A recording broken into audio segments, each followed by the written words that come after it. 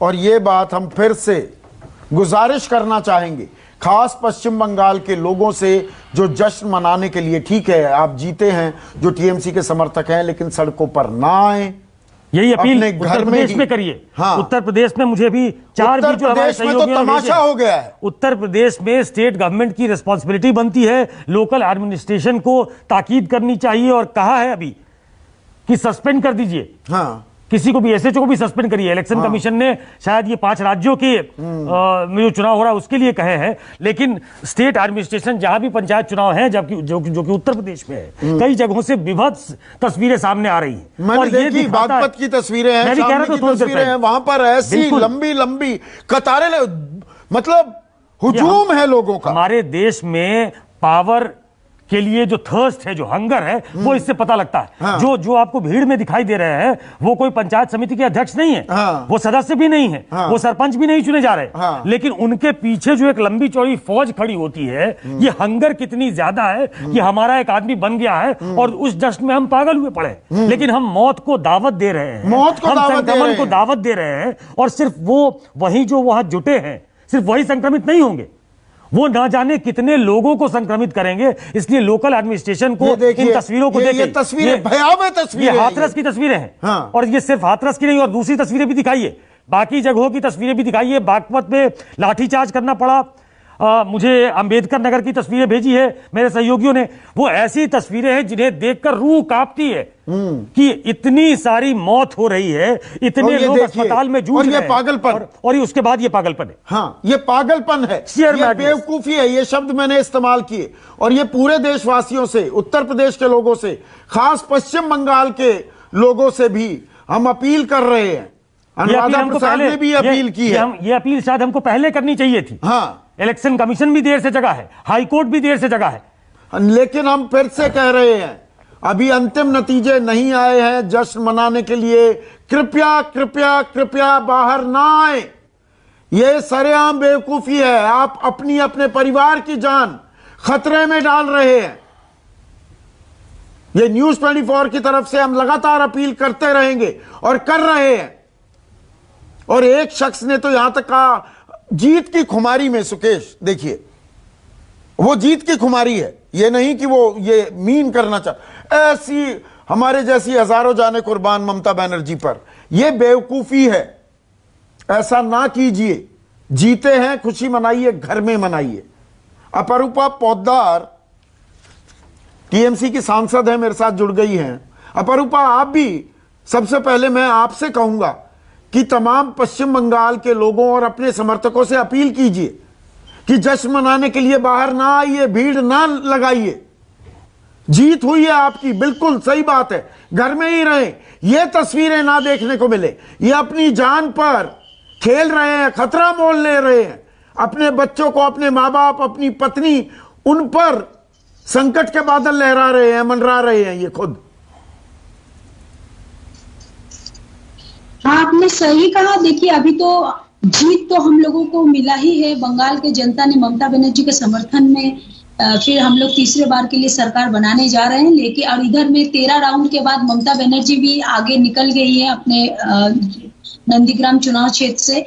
लेकिन देखिए, जो 8 चरण के चुनाव चुनाव के रैली के ट्रेंड आपने देखे होंगे कि इस तरह की भीड़ और जो जनता और जो कार्यकर्ता में उत्सुकता थे, उस टाइम में कोरोना इतना हाई ट्रेंड में नहीं थे।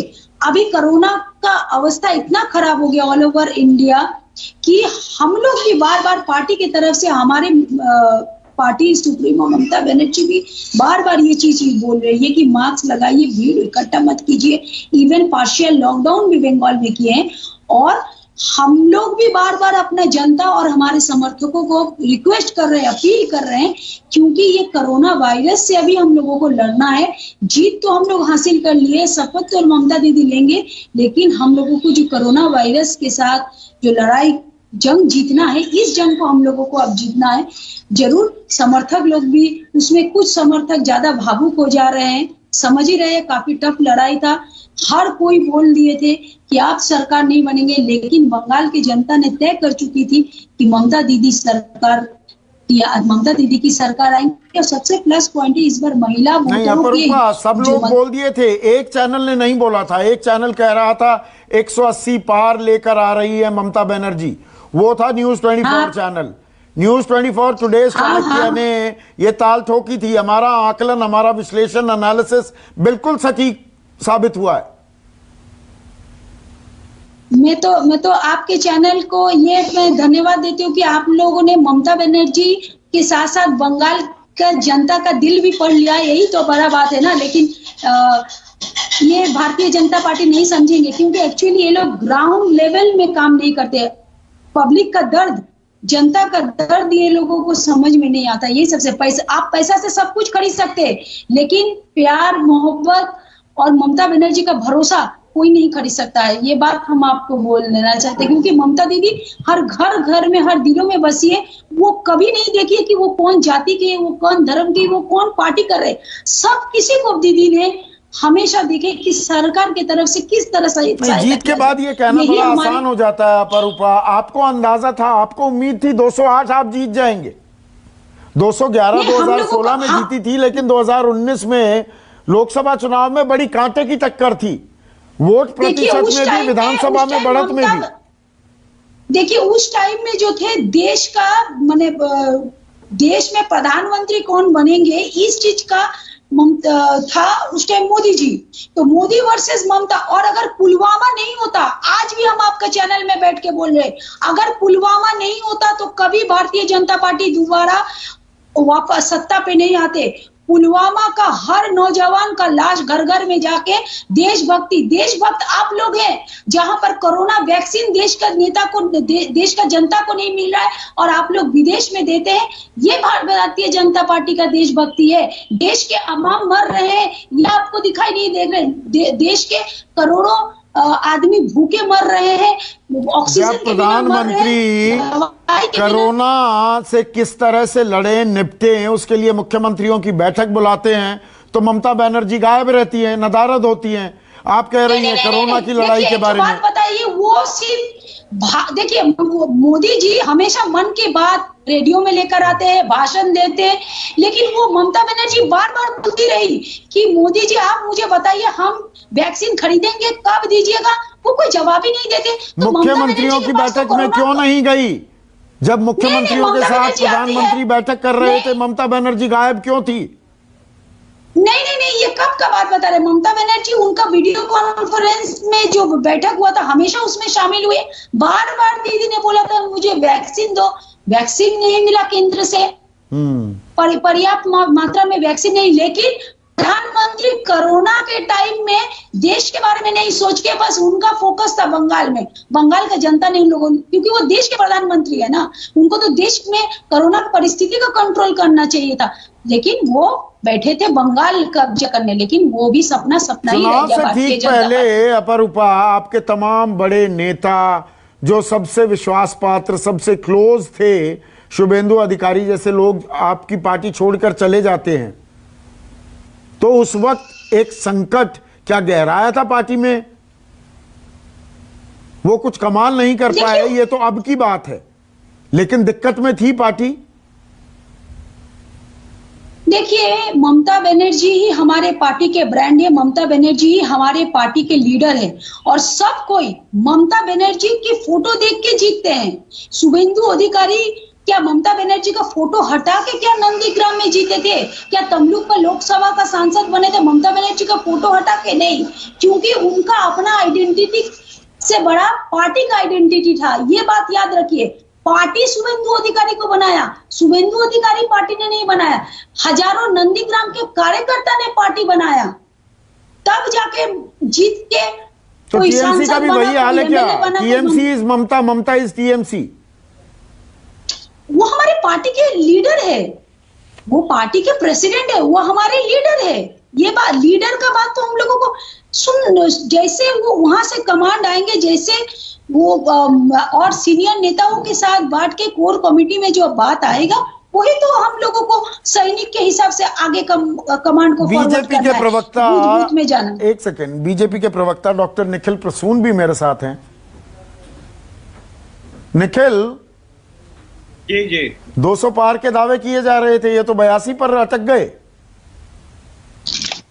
देखिए, खेला हो बे, जरूर कुछ खेल समस्या कर रही दिया होंगी। टीएमसी ने। पश्चिम बंगाल की महान जनता को मैं प्रणाम करता हूं, उन्हें धन्यवाद देता हूं। उन्होंने जो जितना भी आशीर्वाद हमें दिया उसके लिए हम लोग अनुग्रहित हैं। 3 से बढ़ करके हम लोग, हो सकता है 100 का आंकड़ा तो जरूर पार करें, अभी काफी दौर बाकी है।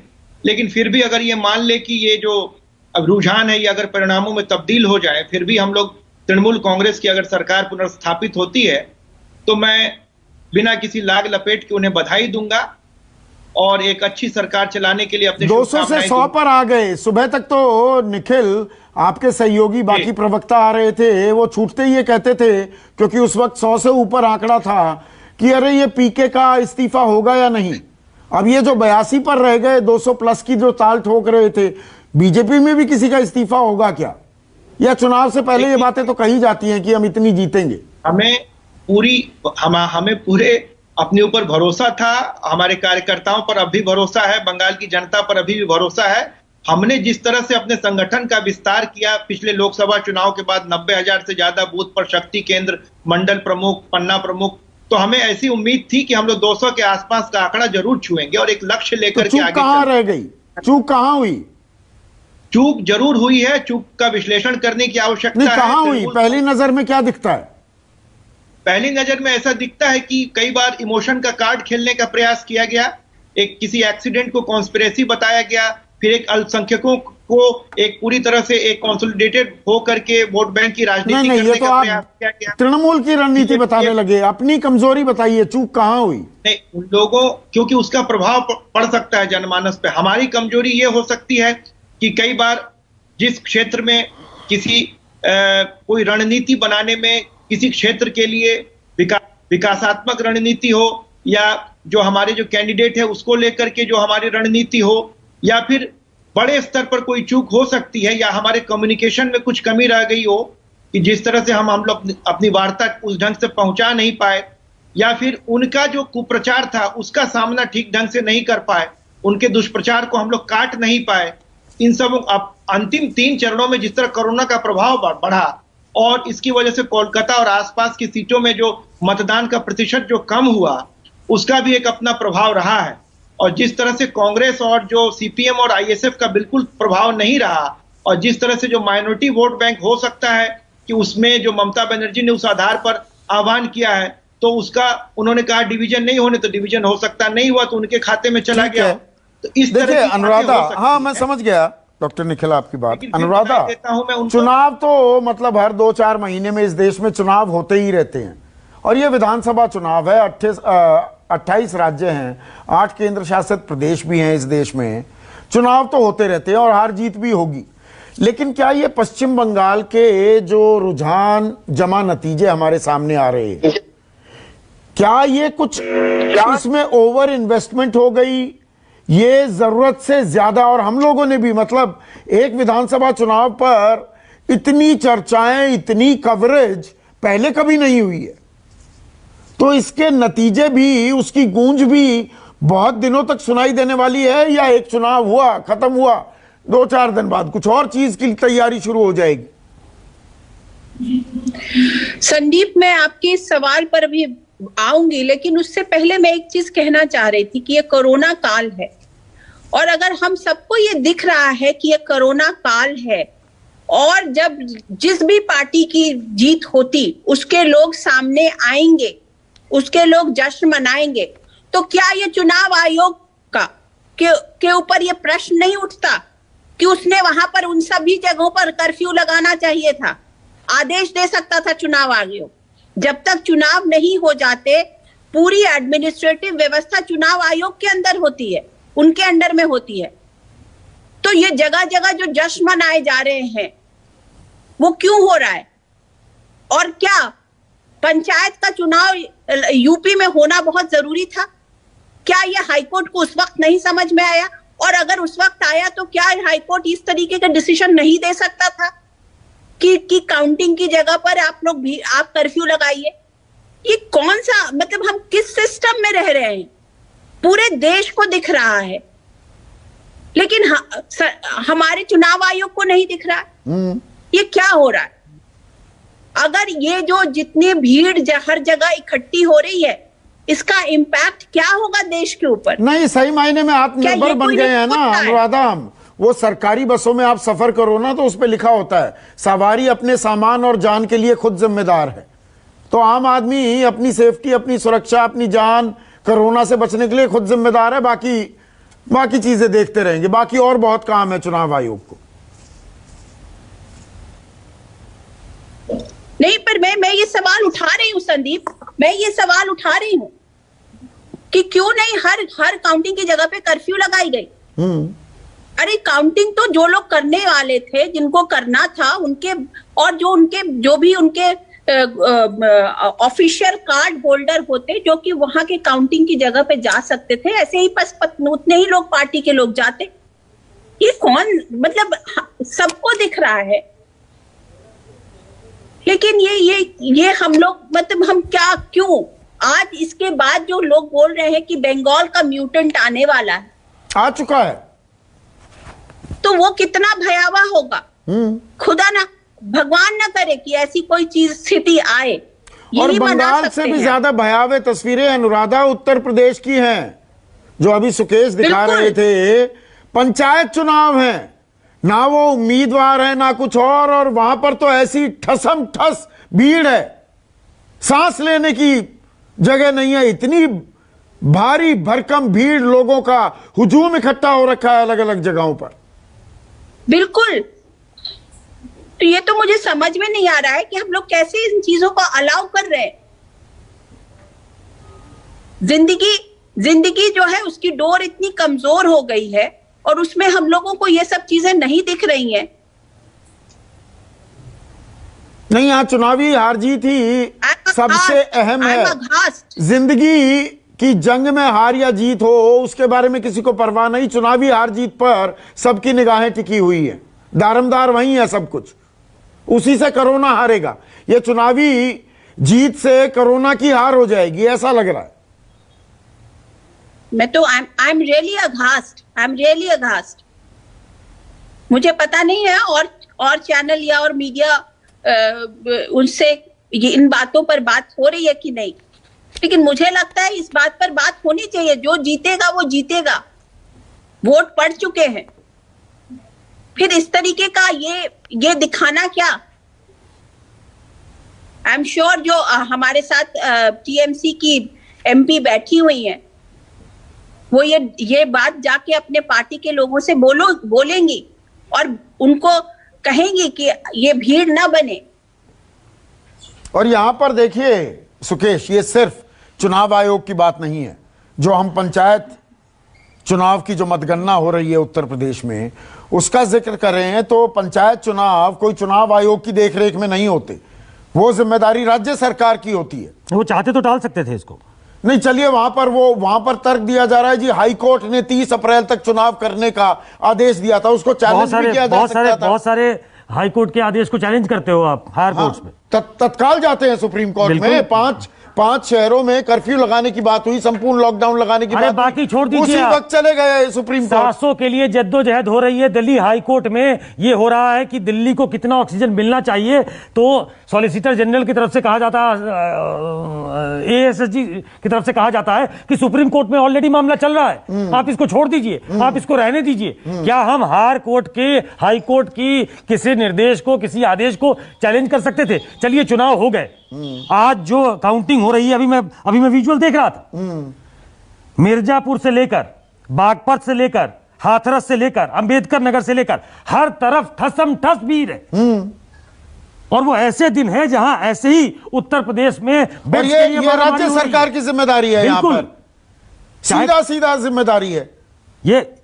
ये देख के गुस्सा भी आता है, आम लोगों पे भी आता है। वो अपनी जिम्मेदारी नहीं समझते, उन्हें जान का डर नहीं है, वो पॉलिटिकल पार्टी के पीछे कार्यकर्ता बनकर और इसमें ये है कि पार्टी सिंबल पर तो पंचायत चुनाव होते ही नहीं है, तो यहां पार्टियों की हार जीत का मामला नहीं है। मैं ये कह रहा हूं ना, ये देश पार हंगरी है। हाँ, इस देश में आम लोग, किसी के पास पावर आएगी उसके पीछे पावर नहीं, वो पार्टी समर्थित है ना, बाद में शाम को बताएंगे। बिल्कुल, हमारे इतने समर्थित लोग अब तो होने लगा, अब तो पार्टियों के आधार पे भी चुनाव होने लगे हैं। बिहार में इसकी चर्चा हो कई जगह होते हैं, पर उत्तर प्रदेश में पार्टी सिंबल नहीं अभी तक नहीं हो रहा। लेकिन आप ये समझिए कि एक आम आदमी किसी आदमी के पीछे खड़ा होके वो पावरफुल बन जाता है, बनने की उसकी ख्वाहिश है। ये हंगर है पॉलिटिकल, ये पागलपन है, ये बेवकूफी है आम आदमी की भी, और प्रशासन, हमारी व्यवस्था, हमारी सरकार, हमारा चुनाव आयोग मूक दर्शक बन के बैठा हुआ है। अब धृतराष्ट्र कह देंगे तो इसमें भी कुछ लोगों को बड़ी दिक्कत होने लगेगी। एक छोटा सा ब्रेक ले रहे हैं, ब्रेक के बाद चर्चा को आगे बढ़ाएंगे। नमस्कार, मैं हूं संदीप चौधरी। अगर आपको ये वीडियो पसंद आया हो तो इसे लाइक और शेयर जरूर करें, और हां, हमें सब्सक्राइब और फॉलो करना ना भूलें, ताकि आप देश और दुनिया की कोई खबर मिस ना करें। तो जुड़िए हमारे साथ और देखते रहिए News 24।